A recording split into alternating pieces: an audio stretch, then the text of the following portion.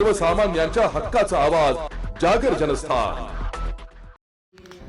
नाशिक शहरातील गुन्हेगारीवर आळा बसविण्यासाठी नाशिक जिल्हा कायद्याचा बालेकिल्ला या मोहिमेद्वारे नाशिक शहर पोलिसांनी गुन्हेगारी आटोक्यात आणल्याबाबत मंत्री गिरीश महाजन यांनी महाराष्ट्राचे मुख्यमंत्री तथा गृहमंत्री देवेंद्र फडणवीस यांच्या भर सभेत पोलीस आयुक्तांचे व अधिकारी कर्मचाऱ्यांचे कौतुक केले।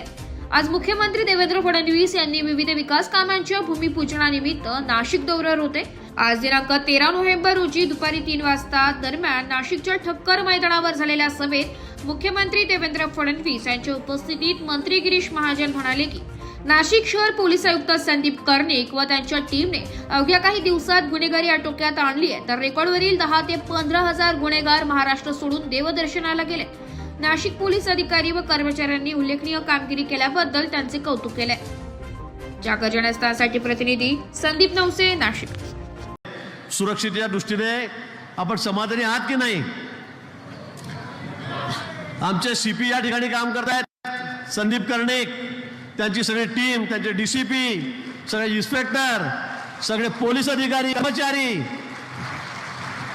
काही लोकांनी या नाशिक शहराला वेठी धरलेलं होतं, हैदराबाद माजवलेला होता। माननीय मुख्यमंत्री महोदयांनी सूचना दिल्यात, सक्त ताकीद दिली आणि या सगळ्या गुन्ह्यांचा बिमोड या ठिकाणी नाशिक शहरामध्ये, जिल्ह्यामध्ये या ठिकाणी चाललेला आहे।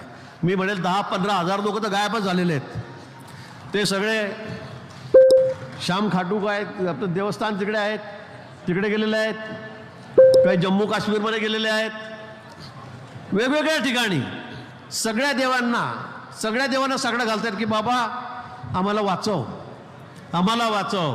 पण या नाशिक शहराची सगळी गुंडगिरी मोडण्याचा संकल्प आम्ही केलेला आहे। माननीय मुख्यमंत्री महोदय असतील, शिंदे साहेब असतील, सगळ्यांनी सांगितलेलं आहे की आता ही गुंडगिरी आम्ही खपवून घेतली देणार नाही, अजिबात गुंडगिरी आम्ही सहन करणार नाही।